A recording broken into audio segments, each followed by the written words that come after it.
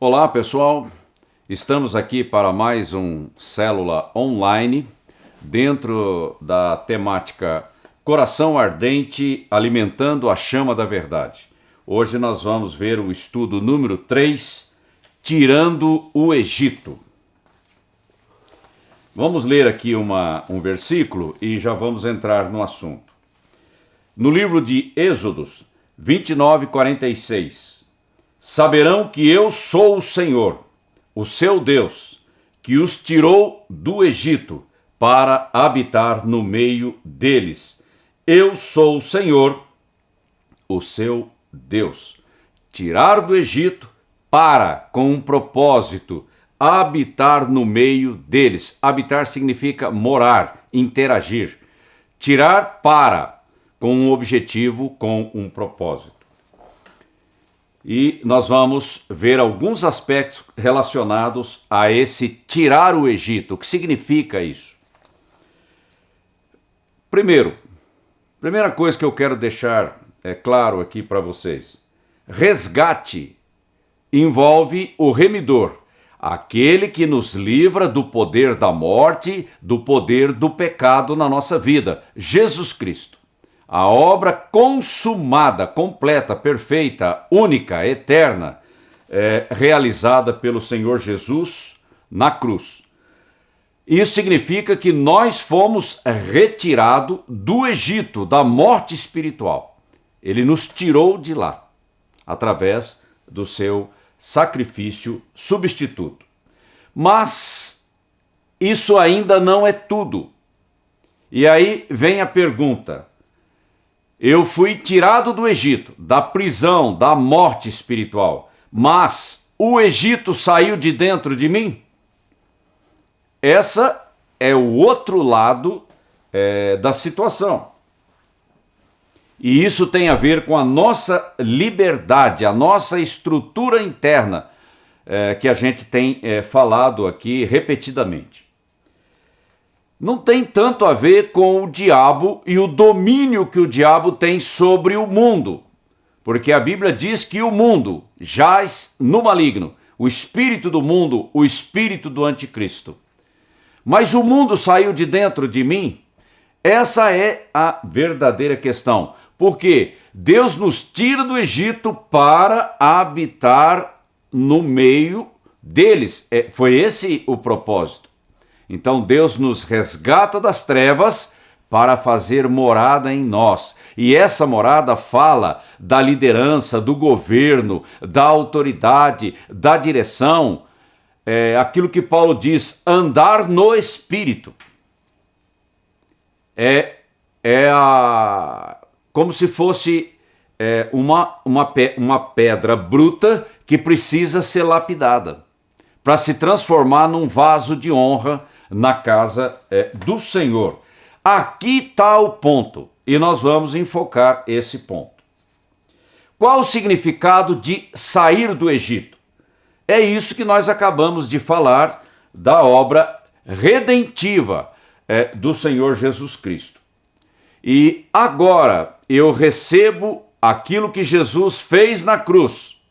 Há quase 2000 anos atrás, eu recebo pela graça, mediante a fé. Aí Paulo fala disso lá em Romanos capítulo 8. Isso é tirar você do domínio das trevas. Isso é redentivo. Ok? É o primeiro ponto. O segundo ponto: qual é o significado de tirar o Egito de dentro de mim? É a outra vertente. Saí do Egito e agora eu tenho que tirar o Egito de dentro de mim, para que a minha comunhão e o meu relacionamento com Deus seja sem barreiras e sem distorções.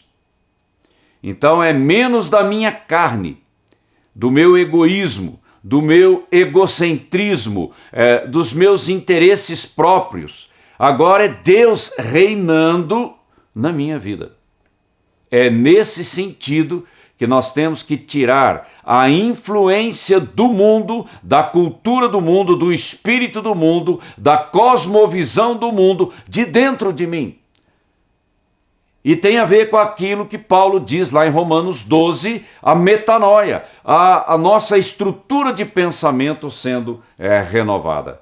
Agora eu tenho que estar em linha com o céu, a minha estrutura de pensamento renovada pela palavra de Deus, pela comunhão com o Senhor e pelo toque, a virtude de Deus na minha vida.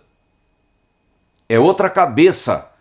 Eu saí do Egito e agora o Espírito Santo quer tirar o Egito de dentro de mim. Nós chamamos esse processo de santificação. É Deus trabalhando o meu caráter, Deus trabalhando as motivações do meu coração, os meus interesses, qual o propósito da minha vida, qual é o meu compromisso real do meu viver, qual é o compromisso? É nisso que Deus agora quer trabalhar na vida do discípulo. Outra coisa importante, qual o sentido da minha consagração? Consagração significa que eu vou buscar o Senhor. Eu estava olhando para o mundo, distraído com as coisas do mundo, agora eu me voltei para Deus. E agora eu busco a Deus de coração quebrantado, com fome, com sede, para conhecer o Deus da minha vida, para ser transformado pelo seu poder, pela sua santidade, a influência da sua santidade na minha vida. Isso fala de comunhão, de relacionamento. Aí vem a palavra habitar. É como se Deus estivesse edificando o meu santuário, limpando o meu santuário para que o Espírito Santo possa habitar dentro de mim. Arrumar a casa, porque o Espírito Santo não vai habitar em qualquer lugar. É preciso estruturar, edificar, alinhar a casa para que ele possa estabelecer a cultura do céu, os valores essenciais do reino de Deus na minha vida. Esse é o primeiro aspecto da nossa consagração. Segundo, eu me apresento como instrumento nas mãos de Deus. Agora eu quero trabalhar, agora eu quero ser proativo, agora eu quero estar ocupado na seara do Senhor. Eu quero estar trabalhando, cooperando com o Espírito Santo para estabelecer os propósitos de Deus na terra. Então isso traz propósito, finalidade na minha vida. E por último, isso me leva a estar vigilante, atento, prontidão, na minha geração, no tempo da minha existência, olhando para o horizonte, porque Jesus está voltando. E isso traz direção, isso traz alinhamento, prontidão, vigilância, como servo fiel que está ocupado na casa do Senhor e está com uma expectativa da sua vinda. Então eu não tenho mais prisões terrenas no meu coração, porque o meu coração já está no céu e é para lá que eu quero ir. Mas enquanto o Senhor não vem me buscar, eu estou ocupado na terra. Inclusive gravando essa live para você, e faço isso com a maior alegria, com o maior interesse. Outro aspecto importante, sacerdócio real. Deus nos levanta como uma nação sacerdotal. E sacerdócio tem a ver com ministro, aquele que ministra em nome de Deus. E ministro tem ministério. E ministério fala de trabalho na igreja. Ok? E a Bíblia fala muito disso, falando a nosso respeito como igreja, sacerdócio real, para ministrar diante de Deus. Não é só a ministração de adorador, mas é a ministração daquele que é canal de Deus na terra para tocar as vidas, para anunciar a grandeza do Senhor, a salvação maravilhosa que nós temos nele, o poder que ele tem para transformar vidas e circunstâncias. Isso é ministério. É estar ocupado dentro daquilo que Deus projetou para a minha vida, para que eu esteja servindo a Deus na terra. E eu não consigo ministrar na igreja sem comunhão com Deus, sem intimidade com Deus, porque que delegação que eu tenho na minha vida se nem comunhão eu tenho com Deus? Vocês estão entendendo que é uma estrutura que vai sendo construída degrau por degrau? A partir da minha comunhão íntima com o Senhor, eu recebo conhecimento revelado, eu recebo comandos, eu recebo o chamado, eu recebo unção, e aí eu vou servir a Deus dentro daquilo que Ele programou para a minha vida, com a maior alegria. Então, essa intimidade é necessária para que eu faça as coisas com a motivação correta e na direção correta. Não é trabalhar por trabalhar. É trabalhar sob a direção, sob a revelação de Deus, porque aonde está o chamado, está a unção. Eu não posso separar essas coisas. E não é na minha força, não é na força do meu braço, mas é na dele. Eu apenas sou o canal. E aqui nós temos que estabelecer 3 características desse sacerdócio real. Movido por gratidão. Eu sou grato a Deus pelo que Ele fez e pelo que Ele está fazendo na minha vida. Eu sou movido pela compaixão do coração do Senhor, que quer tocar pessoas e vidas na terra durante o meu tempo de existência. Por isso que Ele me usa como canal. E, ao mesmo tempo, eu trabalho olhando para o horizonte, para o kairós de Deus. Eu presto atenção no tempo profético da minha existência, no sentido de estar pronto para quando o Senhor chamar o meu nome no arrebatamento. Eu não vou estar distraído, olhando para o lado errado. Eu vou estar com uma expectativa, aguardando ansiosamente a sua volta. A volta para a igreja, é disso que nós estamos falando, do arrebatamento. Outro aspecto importante é: obediência é uma construção. Construção significa que é um processo. Ele vai sendo trabalhado, aprofundado, o nível vai crescendo até nós chegarmos a uma entrega, uma rendição completa. E a construção dessa obediência tem que eliminar essa influência, essas raízes do espírito do mundo no meu coração, para que não haja ruído na minha vida. E eu vou ler aqui uma passagem de Hebreus capítulo 3, do versículo 12 ao versículo 13 e do versículo 18 ao versículo 19, no mesmo capítulo 3. Prestem atenção no significado profundo dessa palavra. Portanto, irmãos, cuidem, irmãos, ele está falando à igreja. Portanto, irmãos, cuidem para que nenhum de vocês tenha coração perverso e incrédulo, que os desvie do Deus vivo. Distração. Advirtam uns aos outros todos os dias, enquanto ainda é hoje. Hoje fala de oportunidade da nossa vida, para que nenhum de vocês seja enganado pelo pecado e fique com o coração endurecido. É uma possibilidade que nós corremos todo o tempo. E a quem Deus se dirigiu quando jurou que jamais entrariam em seu descanso? Não foi ao povo que lhe desobedeceu? Vemos, portanto, que não puderam entrar no descanso de Deus por causa da sua incredulidade.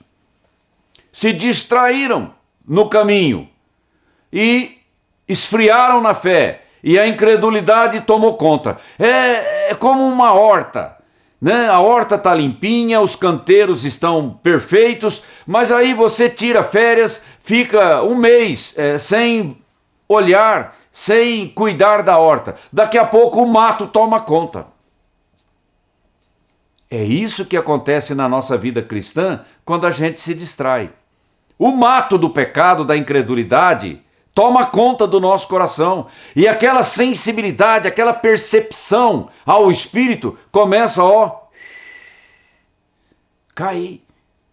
Então, na vida cristã não tem férias. É o tempo todo buscando a comunhão com o Senhor. Outra coisa importante, outro ponto.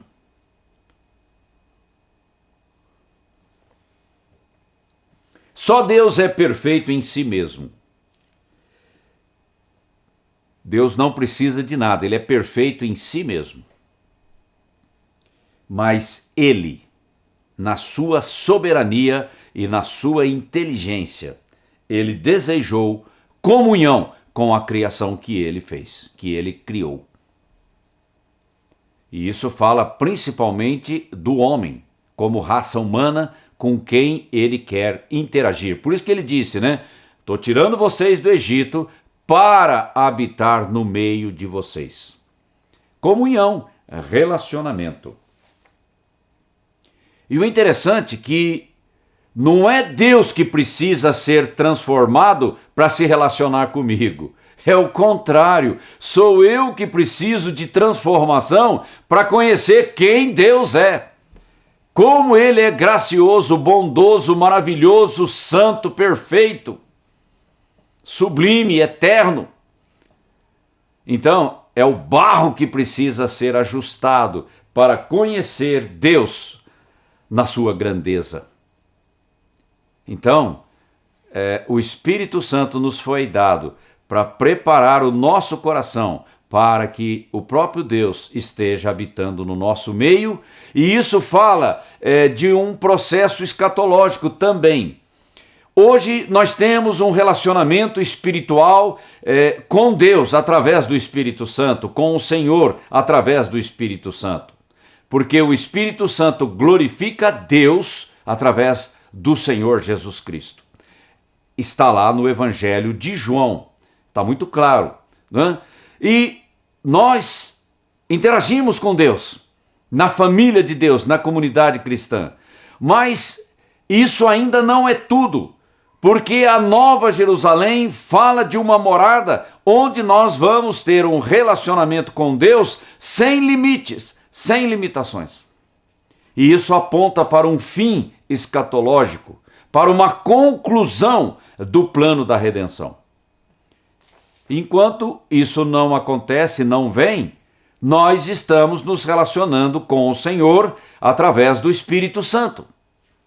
Mas vai chegar um dia, no nosso corpo glorificado, no céu, nós vamos nos relacionar com Deus e com o Senhor e com os anjos de forma sem limites, sem barreiras, porque as coisas velhas já ficaram para trás.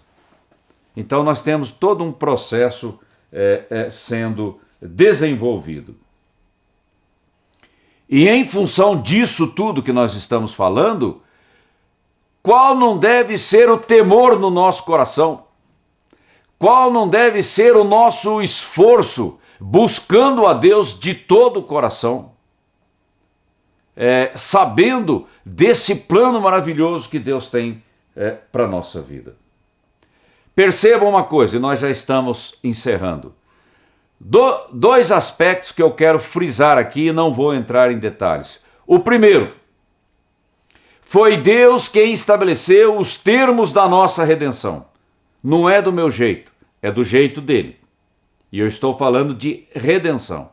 Segundo ponto, é Deus mesmo quem estabelece os termos da minha comunhão, do meu serviço e do meu destino.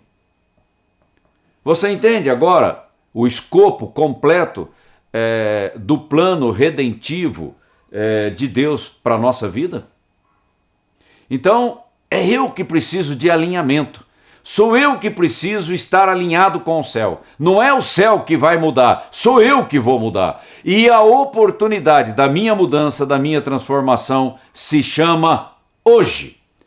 Esta é a minha oportunidade, esta é a tua oportunidade. E isso traz temor e responsabilidade ao meu coração. Andando em temor diante de Deus, agindo responsavelmente diante dele. Eu não desprezo a graça de Deus. Muito pelo contrário, eu valorizo a graça, porque é a graça que me sustenta, é a graça que me dá direção, é a graça que me traz destino.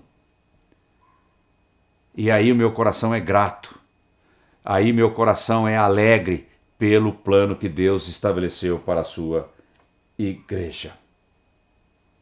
E aí vou ler um versículo que está lá em Lucas 21 e 34, e nós vamos estar partindo para a aplicação pessoal.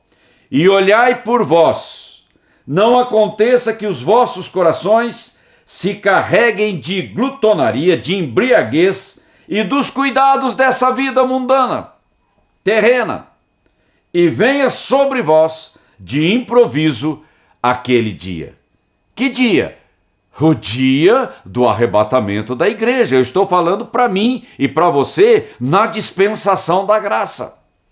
Eu não quero ficar para trás. Eu não quero perder a oportunidade por estar distraído e não ouvir o Senhor chamar o meu nome. Você entende agora o que é temor? Durante todo o tempo da nossa peregrinação, nós temos um propósito na vida. Isso tem que estar claro dentro de nós. Vamos encerrar. Eu vou fazer uma pergunta para a nossa meditação, a minha e a sua meditação diante do Senhor. Para onde eu estou olhando no tempo da minha vida? Para onde que eu estou olhando? Para o céu? Para a terra?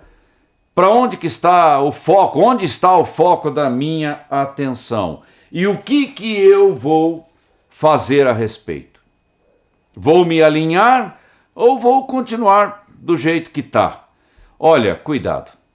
Nós temos que nos alinhar o tempo todo, porque eu não sei o dia e nem a hora que o Senhor vai arrebatar a sua igreja. Então, todo dia é dia de prontidão. Ok? Deus te abençoe e eu conto com você a semana que vem. Um abraço.